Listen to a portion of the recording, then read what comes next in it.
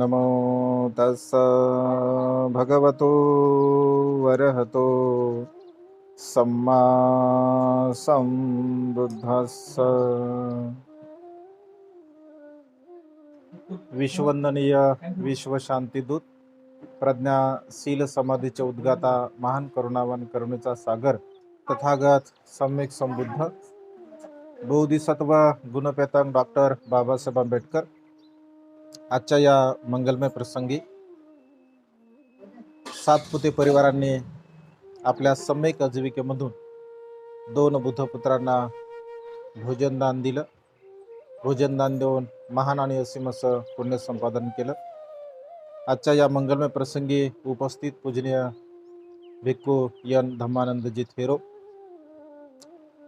अत्यंत सुंदर आणि मार्मिक अशी धम्मदेशना तुम्हाला समजेल अशा साध्या सोप्या भाषेमध्ये भंतेंनी शिलाचं पालन आपण कशा प्रकारे करावं, आचरण कसं करावं या संदर्भामध्ये देशना भंतेजींनी दिली. धम्म आपल्याला जवळ करत असतो, नाही की नाही. उपासकांचं जे नातं आहे, उपासकांचं नातं आणि भिक्षूंचं नातं हे फक्त 2 गोष्टीमुळे एकत्र येते, आहे की नाही. त्यापैकी महत्त्वाची गोष्ट जर कोणती असेल तर ते म्हणजे भोजनदान आहे. भिक्षूचं आणि उपासकांचं नातं जर जवळ करायचं असेल तर ते सगळ्यात महत्त्वाची गोष्ट म्हणजे भोजनदान आहे. म्हणजे भोजनदानाला जर समजा तुम्ही बोलवलं तर भंतेजी आपल्या घरी येतात, आपल्या जवळ येतात, आपल्या संपर्कात येतात. आणि दुसरं नातं आहे विहाराचं नातं, आहे की नाही. एकतर विहारामध्ये भंतेजी आपल्या परिचित होतात, विहारामध्ये आपण जातो, धम्मदेशना श्रवण करतो आपल्या परिसरामध्ये आणि मग भंतेंचा परिचय वाढतो. आणि आपण जर आपल्या घरी बोलवलं समजून घ्या तर मग अधिक परिचय आपला वाढत असतो. म्हणजे धम्माचं नातं जे आहे, भिक्षूंचं आणि उपासकांचं नातं हे सगळ्यात मोठं नातं आहे भोजनदानाचं. म्हणजे हा दुवा आहे की नाही. भिक्षूंना आणि उपासकांना जोडण्याचा दुवा म्हणजे भोजनदान आहे. आणि त्यामुळे भगवंताच्या काळामध्ये सुद्धा आपण बघतो की भगवंताला अनेक लोक भोजनासाठी बोलत होते, आहे की नाही.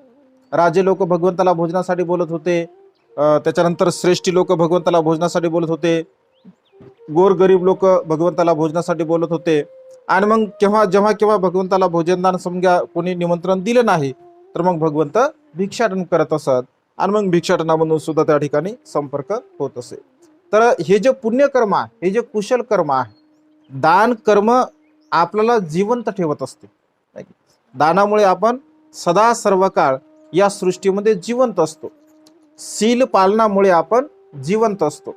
म्हणजे दान आणि शील ह्या 2 गोष्टी आपल्याला जिवंत ठेवत असतात. धनसंपत्ती आपल्याला जिवंत नाही ठेवत. एखादा मनुष्य खूप श्रीमंत आहे आणि तो अजरामर झाला असं आपण म्हणत नाही. एखादा मनुष्य फार सौंदर्यवान आहे आणि तो त्यांच्या सौंदर्यामुळे तो अजरामर झाला असं कोणीच म्हणत नाही. एखादा मनुष्य फार बलवान आहे आणि त्याच्या बलामुळे तो प्रसिद्ध आहे किंवा अजरामर झाला असं आपण म्हणत नाही. परंतु दान कर्म केल्यामुळे मनुष्य जिवंत असतो. आता माता विशाखा दिसायला सुंदर होते, ऐक ना. माता विशाखा धनवान होते, ऐक ना. माता विशाखा बलवान होते. मग माता विशाखामध्ये सौंदर्य, तिची धनसंपदा, तिचं बल याच्यामुळे ती जिवंत नाही आहे.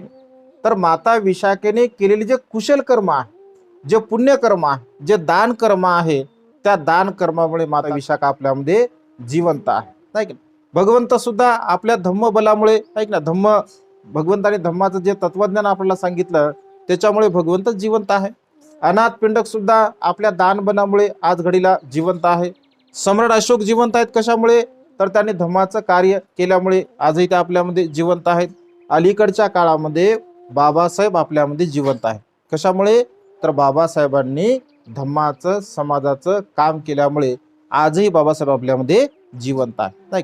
आपण म्हणतो की बाबासाहेब आपल्यामधून निघून गेले, की बाबासाहेब मूर्तीला प्राप्त झाले, असं आपल्याला आजही वाटत नाही, आहे की नाही. आजही बाबासाहेब आपल्या सोबत आहेत असं आपल्याला वाटतं.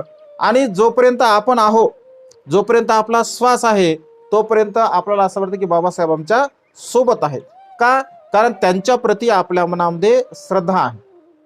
बाबासाहेबांच्या प्रती श्रद्धा आहे आपल्या मनामध्ये, बुद्धांच्या प्रती आपल्या मनामध्ये श्रद्धा आहे.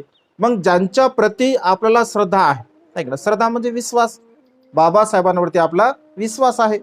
मग ज्यांच्यावरती आपला विश्वास आहे, मग त्यांनी जे सांगितलं आहे की नाही, त्यांनी जे सांगितलं मग ते आपण करायला पाहिजे की नाही.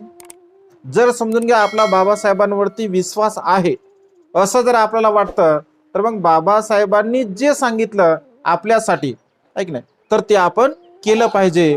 मग बाबासाहेबांनी आपल्याला काय सांगितलं, तर बाबासाहेब असं म्हणतात की तुम्ही तुमच्या जीवनामध्ये तुम्हाला जर सन्मान प्राप्त करायचा असेल, आहे की नाही, तुमच्या जीवनामध्ये जर तुम्हाला इज्जत प्राप्त करायची असेल, तुमच्या जीवनामध्ये जर तुम्हाला म्हणजे सर्व प्रकारचं सुख प्राप्त करून घ्यायचं असेल, तर तुम्ही धम्माचं अनुसरण केलं पाहिजे, तुम्ही धम्माचं आचरण केलं पाहिजे. तुमच्यामध्ये स्वाभिमान असला पाहिजे, तुमच्यामध्ये इज्जत असली पाहिजे. जर स्वाभिमान इज्जत तुमच्यामध्ये असेल, तुमच्यामध्ये शील असलं पाहिजे, सदाचार असला पाहिजे, नीतिमत्ता असली पाहिजे. मग आपल्यामध्ये जर शील आपल्याला प्राप्त करायचं असेल, ऐक ना, आपल्याला जर स्वाभिमानी बनायचं असेल, आपल्याला जर नीतिवान बनायचं असेल, तर आपण शीलाचं पालन केलं पाहिजे. भंतेजीने आता सुंदर असं शीलाच्या संदर्भामध्ये उपदेश केलेला आहे. जसं आई म्हणतात की बा उपोषणशील, आता 5 शिलाबद्दल भंतेजीने सांगितलेलं आहे की नाही. त्याच्यानंतर फक्त 3 शिला आहे, म्हणजे 5 शिला आपण दररोज आचरण करतो. आणि तुम्हाला जर उपोषणशील असेल, मग अष्टमी असेल, पौर्णिमा असेल आणि अमावस्या असेल. 2 अष्टमी, 1 अमावस्या आणि पौर्णिमा, असं 4 दिवस महिन्यातून आपण उपोषणशीलाचं पालन केलं पाहिजे. तर हे 4-5 शिला तर ऑलरेडी आहे. तर जे कामेसुमिच्छाचार जे शील आहे, तर त्याच्याऐवजी ब्रह्मचर्याचं आपण पालन केलं पाहिजे. म्हणजे दिवसभर आपल्या कायने, वाचेने आणि मनाने कोणत्याही प्रकारचं अकुशल कर्म आपण त्या दिवशी नाही केलं पाहिजे. ज्या दिवशी आपल्याला उपोषणशील असते, ऐक ना, मग त्या दिवशी आपण धम्म आचरणामध्ये पूर्ण दिवस घालवला पाहिजे.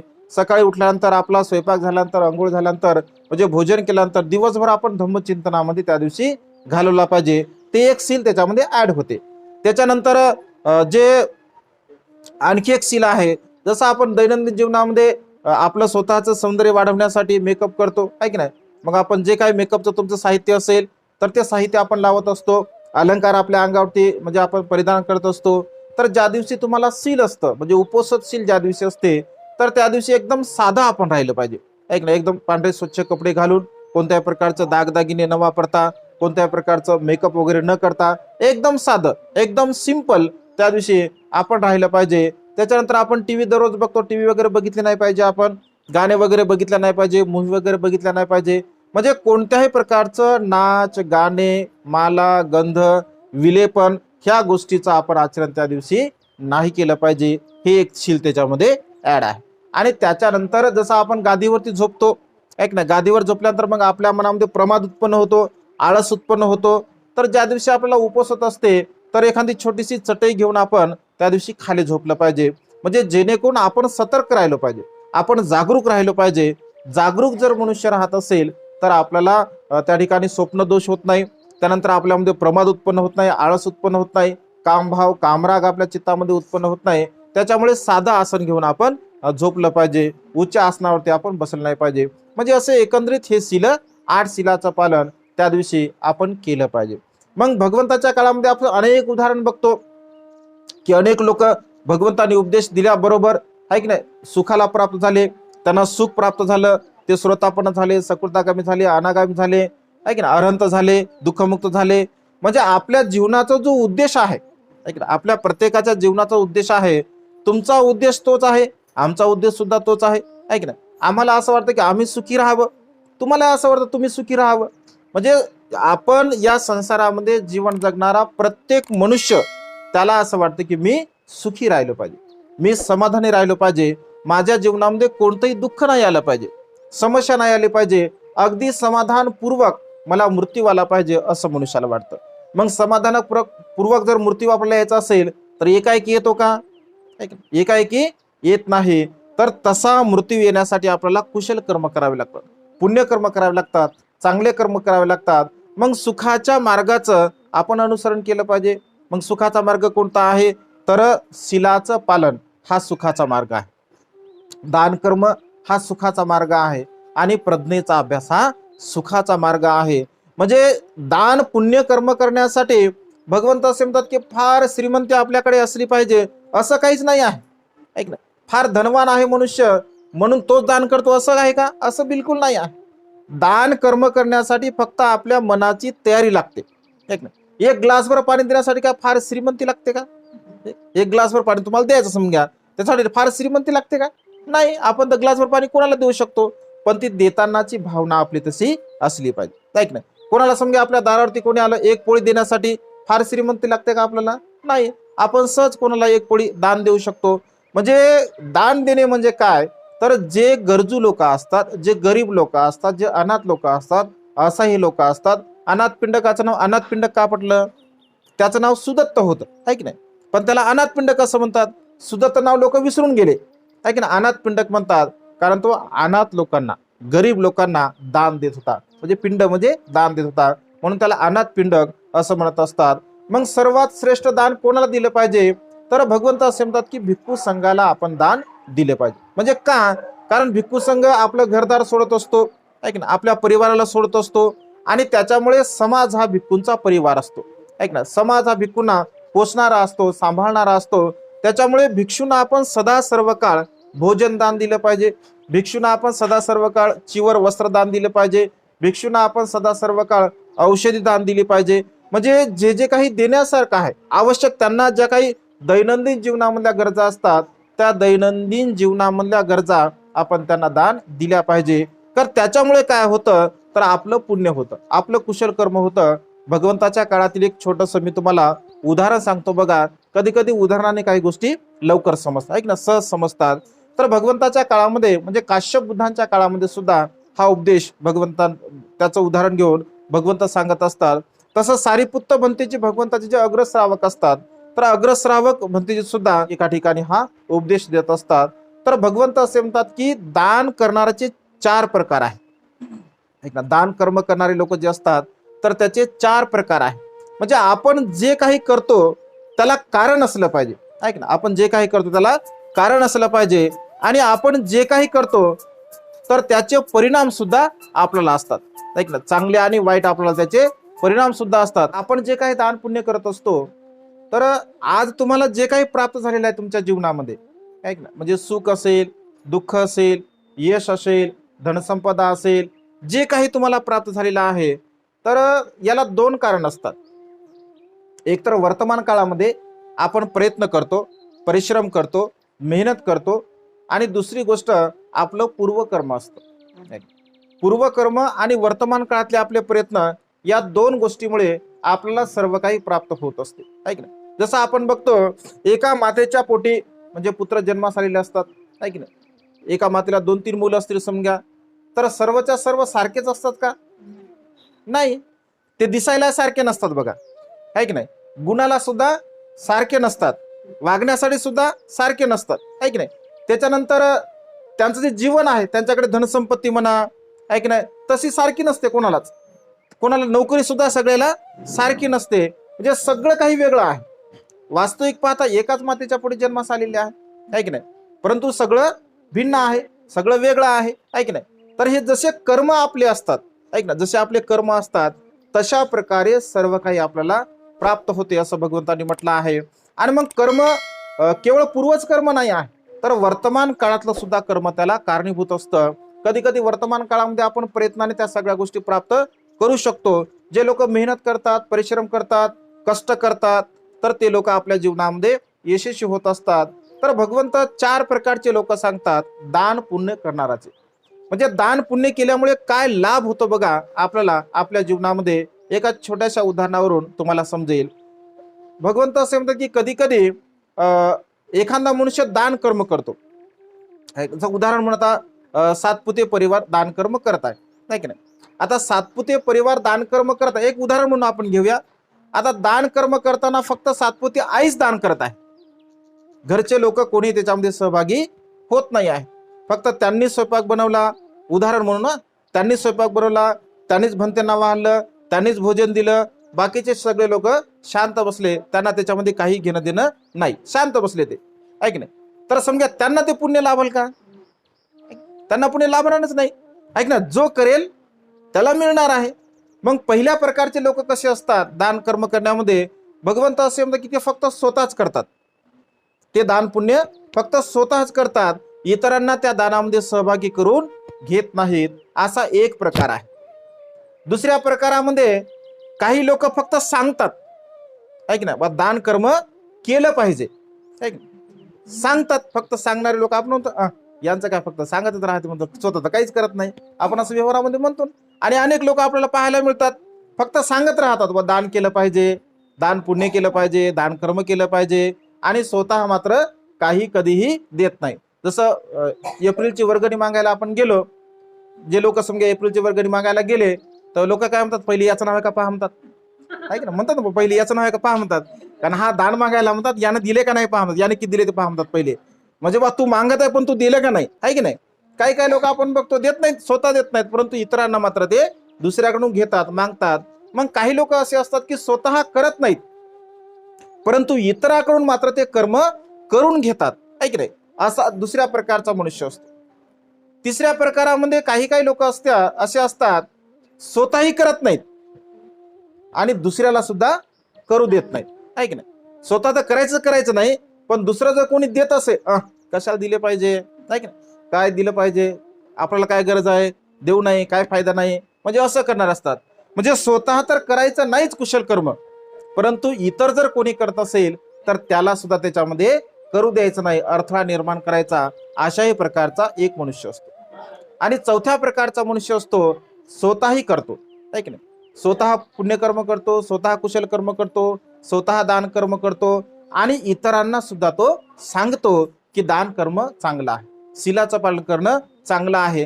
केवळ ते स्वतःच करत नाही तर आपल्या परिवाराला सुद्धा त्याच्यामध्ये सहभागी करून घेतो, किंवा हे कर्म केलं पाहिजे, हे कर्म केल्यानंतर आपला लाभ होतो, आपल्याला फायदा होतो, आपलं हित होते, आपलं कल्याण होते, अशा प्रकारची भावना त्यांच्या मनामध्ये असते.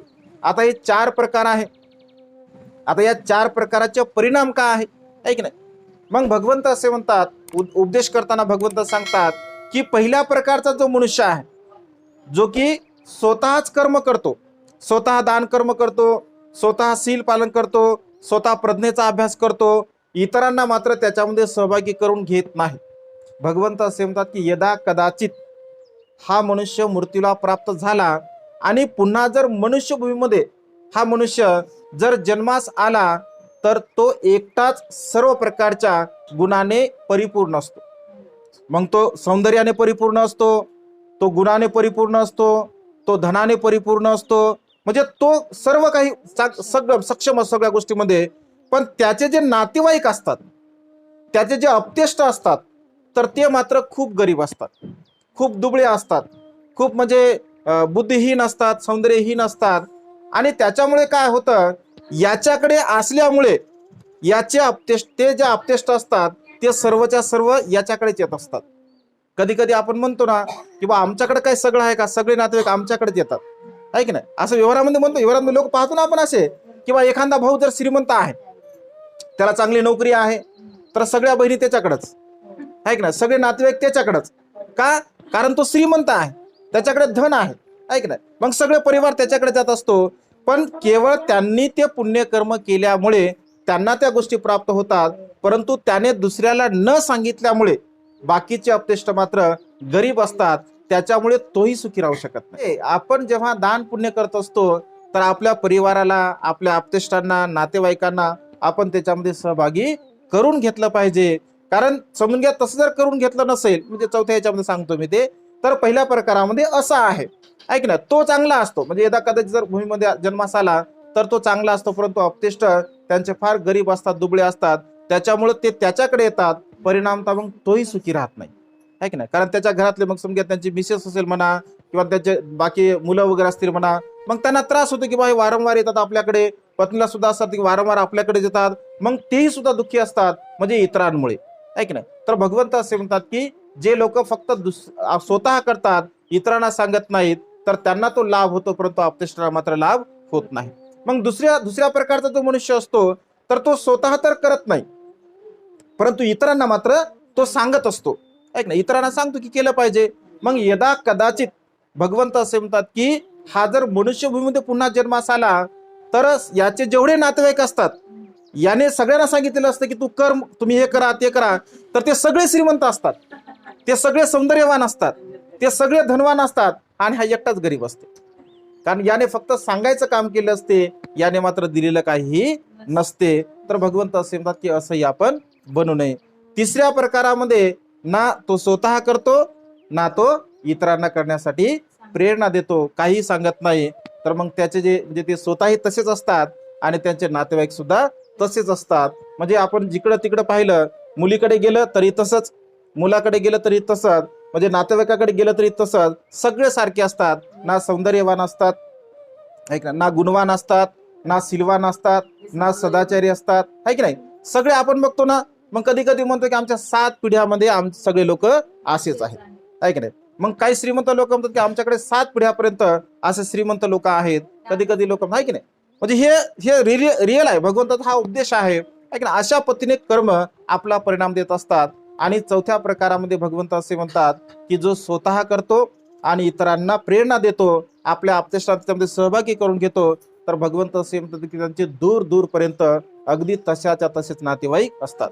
ते श्रीमंत असतात, ते गुणवान असतात, ते सिलवान असतात, ते प्रज्ञावान असतात, है की नाही, ते सौंदर्यवान असतात, आणि त्यांचे नातेवाईक सुद्धा म्हणजे तशाच प्रकारचे सर्व असतात. जसं उदाहरण म्हणून माता विशाखा, उदाहरण म्हणून माता विशाखा आहे. माता विशाखा सौंदर्यवान होते, माता विशाखा धनवान होते, माता विशाखा बलवान होते. माता विशाखा 120 वर्षापर्यंत तिचं जीवन जगलं होतं. 120 वर्ष, 120 वर्षाची माता विशाखा, डोक्याचा एकही केस पांढरा झाला नव्हता. 120 वर्षापर्यंत, 120 वर्षापर्यंत माता विशाखेच्या ओठातला एकही दात पडला नव्हता. 120 वर्षापर्यंत, ज्याला आपण सुरकुत्या म्हणतो शरीरावरती, आहे की नाही, म्हातारपणामध्ये ती सुरकुती माता विशाखेच्या शरीरावरती बिलकुल नव्हती. 120 वर्षाची माता विशाखा जेव्हा विहारामध्ये जात होते, तर 16 वर्षाच्या तरुणीसारखं माता विशाखेचं सौंदर्य होतं. माता विशाखेला 20 मुलं होते, 10 मुलं आणि 10 मुली. 20 मुलाची माता जेव्हा विहारामध्ये जात होते, तर 16 वर्षाच्या तरुणीसारखं माता विशाखेचं सौंदर्य होतं. केवळ माता विशाखेलाच नव्हते, तिच्या मुलांना सुद्धा 20-20 मुलं होते, तिच्या मुलींना सुद्धा 20-20 मुलं होते. 7,000च्या वर माता विशाखेच्या परिवारामध्ये सदस्य होते. सर्वच्या सर्व सिलवान, सर्वच्या सर्व गुणवान, सर्वच्या सर्व धनवान, सर्वच्या सर्व प्रज्ञावान, बुद्धिवान, सर्वच. कशामुळे? तर त्यांनी तशा प्रकारचं पुण्यकर्म केलं होतं, तशा प्रकारचं कुशल कर्म केलं होतं. माता विशाखा एकटीच विहारामध्ये जात नव्हती, नाती पुतीसह ती विहारामध्ये जात होती, ऐक ना. आपल्या मुलांच्या मुलीला घेऊन जात होती, ऐक ना, मुलांच्या लेकरं असतील, मुलींचे लेकरं असतील, या सर्वांना घेऊन ती विहारामध्ये जात होती. जेव्हा भिक्खू संघाला दान पुण्य घरी असायचं, तर सर्वांना मिळून ती दान पुण्य करायची. अगदी लहान म्हणजे मुलांपासून ते वृद्धांपर्यंत ती दान पुण्य करत असे. 2000 भिक्षू माता विशाखेच्या घरी दररोज भोजनासाठी असायचे. जे 2000 भिक्षूंची ती व्यवस्था करत असे दररोज. म्हणजे हे जे दान पुण्य आहे, हे दान पुण्य मनुष्याला अशा प्रकारचं फळ देत असते, असा भगवंत उपदेश करतात. असा उपदेश करताना मग असे लोक समोर बसले असतात, जे तुम्ही बसलेले आहात, तर त्यापैकी एका व्यक्तीला असं वाटते की अरे, हा उपदेश किती कल्याणकारक आहे, हा उपदेश किती चांगला आहे, भगवंताचा उपदेश हा खूप चांगला आहे, महान आहे, आणि मग आपण सुद्धा असं केलं पाहिजे. लगेच तो भगवंताकडे जातो, भगवंताला प्रणाम करतो आणि म्हणतो की भगवान, उद्याचं भोजन भिक्खू संघाचं माझ्याकडे निमंत्रण आपण स्वीकारावं. मग भगवंत विचारायचे, बघ किती भंतीची पाहिजे, ऐक ना. तर तो भगवंत म्हणतो किती जणांना, तर तो म्हणतो की भगवान, जेवढे भिक्षू असतील, भगवंतासह जेवढे भिक्षू असतील तेवढ्या भिक्षूंना मी भोजनाचं निमंत्रण उद्यासाठी देत आहे. भगवंत म्हणतात की ठीक आहे. आणि मग तो नगरामध्ये जातो. नगरामध्ये गेल्यानंतर अगदी सुरुवातीच्या घरी जातो आणि त्यांना सांगतो, उद्या भिक्खू संघासह भगवंतासह मी भोजन स्वीकारलेलं आहे, एवढे एवढे भिक्षू आपल्याकडे भोजनासाठी येणार आहेत, मग तुम्ही किती भिक्षूंना भोजन देता. मग आता असं जर म्हटलं, समजून घ्या, आता आपल्याकडे आलं किंवा विहारामध्ये भंती येणार आहेत, मग तुम्ही किती भंतीचं भोजन बनवता. मग आपण म्हणतो किती भंती येणार आहेत, ऐक ना, 5, 50, 100 भंती येणार आहेत. मग आपण सहज म्हणून टाकतो, बाबा आम्ही 5 भंतेचं भोजन आणतो. मग अशा प्रकारे तो प्रत्येक घरी जायचा. मग कोणी 2 भंतेजी, कोणी 5 भंतेजी, कोणी 10 भंतेजी, कोणी 50 भंतेजी, असे जवळपास 500 भिक्षू भगवंताच्या सोबत असतात. मग तो प्रत्येक घरी जात असे आणि समजून घ्या कोणी जर म्हटलं किंवा आम्ही काय भोजन देऊ शकत नाही, मग हे जे 4 प्रकार भगवंताने सांगितले, हे 4 प्रकार त्याला समजावून सांगायचं किंवा भगवंताने असं असं म्हटलेलं आहे. मग त्यांना असं वाटायचं किंवा दान पुण्य केलं पाहिजे. मग शेवटी मात्र एका घरी तो जात असतो. अंकिंचन असतो तो. अंकिंचन म्हणजे खूप गरीब म्हणजे जर समजा दिवसभर काम केलं तर संध्याकाळी तो काहीतरी खाऊ शकत होता, एवढा गरीब असतो. आणि मग त्याला असं वाटतं की आपण प्रत्येक घरी गेलो, ऐक ना, भगवंताने सांगितलं स्वतः केलं पाहिजे आणि इतरांना सुद्धा त्याच्यामध्ये सहभागी करून घेतलं पाहिजे. आणि मग तो म्हणतो की हा गरीब जरी असेल तर काय हरकत आहे, आपण आपलं काम करू, आपण त्याला विचारू. आणि मग तो त्याच्याकडे जात असतो आणि त्याला म्हणतो की भो, आम्ही भगवंताला भिक्खू संघाला भोजनदान दिलेलं आहे, जर तुझी इच्छा असेल तर तू भंतेंना भिक्खू संघाला भोजनदान देऊ शकतो. तो म्हणतो की बाबा माझीच व्यवस्था नाही आहे, मीच म्हणजे भोजन करू शकत नाही संध्याकाळी, मलाच भेटते का नाही आहे. दोघच पती पत्नी असतात. मग तो आपल्या पत्नीला विचारतो, पत्नी म्हणते आपल्याला म्हणजे आपल्यालाच खायला काही नाही आहे. मग हा जो असतो व्यक्ती, तर हा 4 प्रकार याला समजून सांगतो किंवा भगवंताने बघ असं असं सांगितलेलं आहे आणि तुला जे तू जीवन जगत आहे ना, तर हे तुझ्या कर्माचा परिणाम आहे. तुझे दान पुण्य केलं नाही आहे, तुझे शिलाचं पालन केलं नाही आहे, तर दान पुण्य न केल्यामुळे, शिलाचं पालन न केल्यामुळे आज तू गरीब आहे, ऐक नाही. मग तुला असं वाटतं की पुन्हा तू गरीबच राहावं, तू दान पुण्य केलं पाहिजे, जेणेकरून तुझ्या जीवनामध्ये ही समृद्धी संपन्न होईल, तुला हे प्राप्त होईल सर्व काही. मग त्यालाही पटतं, त्याला वाटतं की बरोबर आहे, आपण कदाचित दान पुण्य न केल्यामुळे कदाचित आपण अशा अवस्थेला असायला पाहिजे. मग आपण आता पुण्य केलं पाहिजे, आपल्याला संधी चालून आलेली आहे, कुशल कर्म करण्याची संधी आहे. मग तो म्हणतो ठीक आहे, एका भंतेना मी भोजनदान देऊ शकतो. मग ते पत्नी दोघं जण विचार करतात किंवा ठीक आहे, आपण एका भंतेची काही का असे ना, आपण एका भंतेची व्यवस्था आज करूया, उद्या आपण एका भंतेना भोजनदान देऊ. आणि मग तो म्हणतो की ठीक आहे. आता त्याच्यासोबत एक लिहिणारा व्यक्ती असतो, नावं लिहिणारा. कोणी 5 घेतले, कोणी 10 घेतले, कोणी 20 घेतले. आणि मग त्याला असं वाटतं काय लिहायचं याचं नाव, मग याचं नाव काय तो डायरीमध्ये लिहितच नाही आणि तो निघून जातो. मग आता हे दोघं पती पत्नी विचार करतात की आता भंतेंचं भोजन तर घ्यायचं आपल्याला, एका भंतेचं आपल्याकडं तर काहीच नाही देण्यासाठी. मग ते असं विचार करतात की आता एवढ्या लोकांनी जर भंतेंचं भोजनदान घेतलं तर नक्कीच लोकांच्या घरी आपल्याला काम मिळू शकते. आणि मग ते नगरामध्ये फिरतात किंवा काही काम आहे का या दुष्कुटातून. तर अनेक लोकांनी 10 बनते, 20 बनते, 40 बनते, 50 बनते घेतलेले असतात. मग घरी गेल्यानंतर तो रस्त्याने जात असतो, रस्त्याने गेल्या गेल्याच एक श्रेष्ठी त्याला हाक देतो, आव देतो, अरे कुठे चाला अंकिंचन, ये मी तुला काम देतो. आता याला तर कामच पाहिजे होतं आणि पूर्वीच्या काळामध्ये लोक स्वयंपाक लाकडावरती बनवत होते, मग याला लाकडं फोडण्याचं काम मिळते. हा एकदम आनंदी होतो, त्याला वाटते की अरे आपल्याला काम मिळालेलं आहे. आणि लाकडे फोडत असताना म्हणजे काम करत असताना तो एवढं प्रसन्न चित्ताने काम करतो, खूप आनंदाने, कारण भंतेला भोजन द्यायचं आहे ना, याच्यापूर्वी आपण कधीच दिलं नाही, आता भंतेला भोजन द्यायचं आहे, एवढ्या आनंदाने तो लाकडं फोडत असतो. मग हा श्रेष्ठी त्याला पाहतो, तर त्याची चेहरा तो निहाळतो. श्रेष्ठी, याला मी अनेक वेळा काम सांगितलं, एवढ्या प्रसन्न तर यानं कधीच केलं नाही काम. मग त्याला विचारतो की भो आज एवढ्या प्रसन्नतेनं तू काम का करत आहे. तेव्हा तो म्हणतो की स्वामी, उद्या माझ्याकडे एका भंतेंना भोजनदान आहे. मग तो म्हणतो अरे तू पण भोजन करतो का, तू पण देऊ शकतो का भोजन. तो म्हणतो होय श्रेष्ठी, मी सुद्धा उद्या एका भंतेंना भोजनदान देणार आहे. या श्रेष्ठीला आश्चर्य वाटलं, याला असं वाटलं की याची स्वतःची खाण्याची व्यवस्था नाही आहे आणि हा सुद्धा भंतेंना भोजनदान देत आहे, म्हणजे त्यालाही आश्चर्य वाटलं. आणि जेवढा मोबदला ठरलेला असतो त्याच्यापेक्षा अधिक मोबदला तो त्याला देत असतो. इकडे स्त्री सुद्धा कामासाठी जाते, मग घरी कामं असतात, तर घरी हिला सुद्धा कामं मिळतात. मग ही सुद्धा एकदम प्रसन्न चित्ताने काम करते, आनंदी चित्ताने काम करते. मग तीही बाई म्हणते, मालकीन म्हणते की तू एवढ्या प्रसन्न चित्ताने आज काम करताय, याच्यापूर्वी तू कधी केलं नाही. ते म्हणते की आम्ही सुद्धा उद्या एका भंतेंना भोजनदान देणार आहोत. तिला सुद्धा प्रसन्नता वाटते आणि ती सुद्धा जे काही साहित्य लागतं भोजनासाठी, तर जेवढं द्यायचं असतं त्याच्यापेक्षा अधिक देत असते. आणि अशा प्रकारे ते अनेक घरी म्हणजे साहित्य जमा करत असतात, त्यांना पैसा मिळतो. पुन्हा नदीवरती हा जातो अंकिचन. नदीवरती गेल्यानंतर जे मासोळ्या पकडणारा जो व्यक्ती असतो त्याला त्या दिवशी खूप ते मासोळ्या मिळत असतात. खूप वेळानंतर मग त्याला ते ओझं होते, तर तो म्हणतो की तू कुठे चालला आहे. तो म्हणतो मी नगरात चालला. तर हे जर माझं एक टोपली मच्छा जर घेशील, तू मासोळी जर घेशील तर मी तुला मोबदला देतो. आणि तो एक टोपल्यावर त्याच्या मासा घेऊन नगरामध्ये जातो, त्यालाही त्याचा मोबदला मिळत असतो. आणि असं म्हटलं आहे की त्याच्याकडे सर्व काही साहित्य जमा होत असते. दिवसभर काम करतात, दोघेही पती पत्नी, आणि दिवसभर काम केल्यानंतर थकून जातात ते.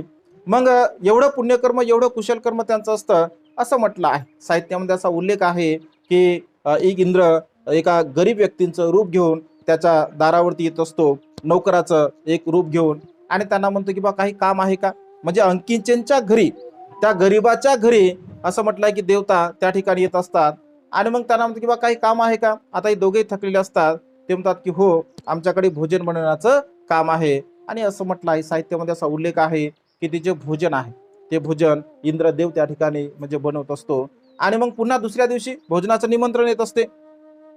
सर्व लोक जेवढे जेवढे भंते ठरलेले असतात तेवढे तेवढे आपल्या घरी घेऊन जातात. हा सुद्धा भोजन तयार झालं की फ्रेश होऊन त्या ठिकाणी कुटीवरती समोर जात असतो, आणि त्या व्यक्तीला म्हणतो की बा माझं एक एक भंतेना मी भोजन चांगलं होतं. आता जेव्हा तो लिस्ट बघतो तर त्या लिस्ट मध्ये त्यानं काय त्याचं नाव लिहिलेलंच नसते, आणि तो म्हणतो की अरे तुझं राहिलं आहे का. आणि तोपर्यंत सगळेच्या सगळे भंतेजी म्हणजे गेलेले असतात. आणि मग तो म्हणतो की माझं नाव लिहिलं नाही. तो म्हणतो असं कसं होईल, एक तर माझी काय देण्याची इच्छा नव्हती, भोजन दान देण्याची. तुम्ही मला सांगलं भोजन दिलं पाहिजे, भोजनाचे काय लाभ होतात, आणि माझा तर नाश केला तुम्ही. कसं तरी पुण्यकर्म करण्याची इच्छा झाली होती माझ्या मनामध्ये, आता तीही मला ते संधी प्राप्त होत नाही आहे. तुम्ही काही करा, मला मात्र भंतेजी मिळाले पाहिजे. आणि असं म्हणून मात्र त्या ठिकाणी तो आक्रोश करतो. त्याला खूप दुःख होते, त्याला खूप वेदना होतात. तो म्हणतो अरे रे, मी कधीच पुण्यकर्म केलं नाही. आज मनामध्ये वाटलं आपण पुण्यकर्म करावं, कुशल कर्म करावं, परंतु तेही आपल्या कर्मामध्ये नाही वाटतं, तेही पुण्य आपल्याला प्राप्त होत नाही असं वाटतं. आणि त्यामुळे तो खूप दुःखी होतो, तो खूप कष्टी होतो, त्याला खूप वेदना होतात. आणि त्या क्षणामध्ये तो म्हणतो की मला भगवंताला भेटायचं आहे, मला भगवंताचं वंदन करायचं आहे. आणि तिथे राजा प्रसिद्ध बसलेला असतो, अनाथ पिंडक बसलेला असतो, विशाखा माता बसलेली असते, आणि भगवंत त्या ठिकाणी हा दाराजवळ जाणार, त्या क्षणामध्ये भगवंत दार उघडतात. दार उघडल्याबरोबर भगवंताच्या हातामध्ये पात्र असतं, भगवंताचं पात्र भगवंत त्याच्या हातामध्ये देत असतात. आणि त्याच्या हातामध्ये दिल्यानंतर त्याला एकदम आनंद होतो. त्याला असं वाटतं की जसं काय आपल्याला राज्यपदच मिळालं. ऐक ना, भगवंतानी पात्र आपल्या हातामध्ये दिलं. वास्तविकता एका भंतेचं भोजन त्याने घेतलं होतं, परंतु प्रत्यक्ष रूपाने जगाचे कल्याण करते सम्यक संबुद्धाचं पात्र त्याच्या हातामध्ये आलं. त्याला खूप आनंद होतो, त्याचा रोमांच असा उल्हासाने आनंदाने भरून जातो, आणि प्रसन्न चित्ताने त्याची मुद्रा तो समोर समोर जातो, भगवंताच्या पाठीमागे जात असतात. राजा प्रसंजित, माता विशाखा, अनाथ पिंडकाला असं वाटतं की हा तर गरीब आहे, कारण तो सगळ्याला माहित हा भगवंताला काय भोजन देणार आहे असं त्याला वाटतं. म्हणून राजा प्रसन्न सुद्धा नाही तर म्हणू शकत नाहीत, ऐक ना, विरोध कोणीच करू शकत नाही, कारण भगवंतानी प्रत्यक्ष पात्र दिलं. ना राजा विरोध करू शकतो, ना माता विशाखा विरोध करू शकते, ना अनाथ पिंडक विरोध करू शकतो, कोणीच विरोध करत नाही. परंतु मनामध्ये ते ठरवतात आपण भगवंताच्या सोबत जावं. याच्या घरी जर बसण्यासाठी व्यवस्था नसेल, भोजन तयार नसेल, तर आपण लगेच भगवंताचं पात्र घ्यावं आणि आपल्या घरी भगवंताला भोजनासाठी घेऊन जावं. आणि भगवंत त्याच्या सोबत सोबत जात असतात. तिथे गेल्यानंतर अत्यंत स्वादिष्ट इंद्रदेवानी भोजन बनवलेलं असतं, अत्यंत स्वादिष्ट असं भोजन भगवंताच्या पात्रामध्ये तो टाकतो. राजाही बघतो, कारण असं म्हटलं आहे की ते जे भोजन बनवलं असतं त्या भोजनाचा सुगंध त्या संपूर्ण परिसरामध्ये म्हणजे फैलत असतो, आणि त्यामुळे राजाही प्रसन्न होतो, त्यालाही आनंद वाटतो की एवढं स्वादिष्ट भोजन यांनी बनवलेलं आहे. आणि मग दानानुमोदन भगवंत करतात, दानाचं अनुमोदन भगवंत करतात. तर दानाचं अनुमोदन करत असताना भगवंत त्याच्या दानाची स्तुती करतात, त्याच्या दानाची महती करतात भगवंत, की दान पुण्य करणं किती कठीण गोष्ट आहे. आता याने जे भोजन दिलं होतं याने सहज दिलं होतं का, नाही. या दानासाठी, या भोजनासाठी त्याला खूप परिश्रम करावे लागले, त्याला खूप मेहनत करावी लागली, त्याच्या पत्नीला परिश्रम करावे लागले, मेहनत करावी लागली, आणि अत्यंत प्रसन्न चित्ताने त्याने ते भोजन दान दिलं. राजा खूप खुश होतो, राजा खूप प्रसन्न होतो. आणि असं म्हटलं आहे, साहित्यामध्ये असा उल्लेख आहे की ज्याचं जे घर असतं, ऐक ना, त्याला म्हणजे राजा बक्षीस देत असतो. मग त्याला वेगवेगळ्या प्रकारचे, राजा राजा आहे आणि राजा बक्षीस देतो. त्याला असं म्हटलंय की त्याला एक जागा दिली जाते घर बांधण्यासाठी. जेव्हा त्या घराचं काम केलं जातं तर तिथे खूप सारं धन त्या जागेमध्ये निघत असते असं म्हटलं आहे. मग राजा विचारतो लोकांना की बा म्हणजे एवढं धन कुणाकडे आहे का, तर लोक सांगतात की महाराज एवढं धन कुणाकडे नाही. मग त्याला श्रेष्ठीचं पद दिलं जातं. श्रेष्ठी म्हणजे श्रीमंत. पूर्वीच्या काळामध्ये ज्यांच्याकडे 40 करोड धनसंपदा असे त्याला श्रेष्ठी म्हटलं जात असे. ज्याच्याकडे 80 करोड धनसंपदा असे त्याला महाश्रेष्ठी म्हटलं जात असे. अशा प्रकारे तो जो अंकिंचन असतो तर एका क्षणामध्ये तो श्रेष्ठ बनत असतो, श्रीमंत बनत असतो. कशामुळे? तर केवळ दान पुण्य केल्यामुळे, केवळ कुशल कर्म केल्यामुळे. त्याला दिठ्ठ धम्म वेदनीय कर्म असं भगवंतांनी म्हटलं आहे. तात्काळ फळ देणारं कर्म. ह्या गोष्टी सर्वांच्या जीवनामध्ये घडत नसतात. काही क्वचित लोक असे असतात की ज्यांच्या जीवनाचे महान आणि असीम असं पुण्य कर्म असतं, कुशल कर्म असतं, तर त्यांना अशा प्रकारचा लाभ होत असतो. बौद्ध साहित्यामध्ये 2-3 उदाहरणं फक्त असे आपल्याला पाहायला मिळतात. म्हणून भगवंत असे म्हणतात की दान पुण्य आपण सदा सर्व काळ आपल्या जीवनामध्ये केलं पाहिजे. आपल्या दान पुण्यामध्ये आपण आपल्या परिवाराला, आपल्या आप्तेष्टांना, सर्वांना आपण सहभागी केलं पाहिजे. कारण दान पुण्य केल्यामुळे आपला लोभ कमी होतो, ऐक ना, भंतेजी सांगितल्याप्रमाणे.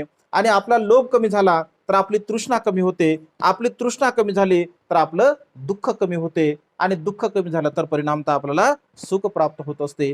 म्हणून नेहमी जेव्हा जेव्हा संधी आपल्या जीवनामध्ये उत्पन्न होत असते तेव्हा तेव्हा आपण दान कर्म करावं. जेव्हा जेव्हा संधी मिळते तेव्हा तेव्हा आपण शिलाचं पालन करावं. जेव्हा जेव्हा वेळ मिळतो तेव्हा तेव्हा 2 मिनिटं, 5 मिनिटं, 10 मिनिटं आपण साधना करावी, विपश्यना करावी, आनापानसतीची भावना करावी. म्हणजे एकंदरीत दान, शील आणि प्रज्ञा याच्याद्वारा आपल्या जीवनामध्ये महान आणि असीम असं पुण्य आपण संपादन करू शकतो.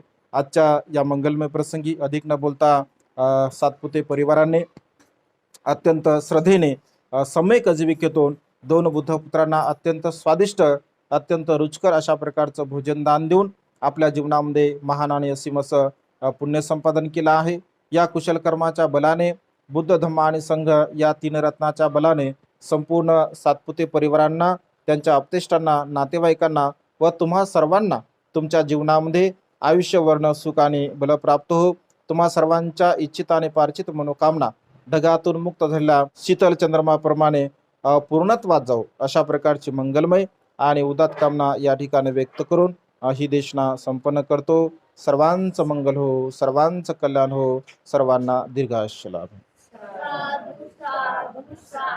बुद्धं नमामि, धम्मं नमामि, साधु.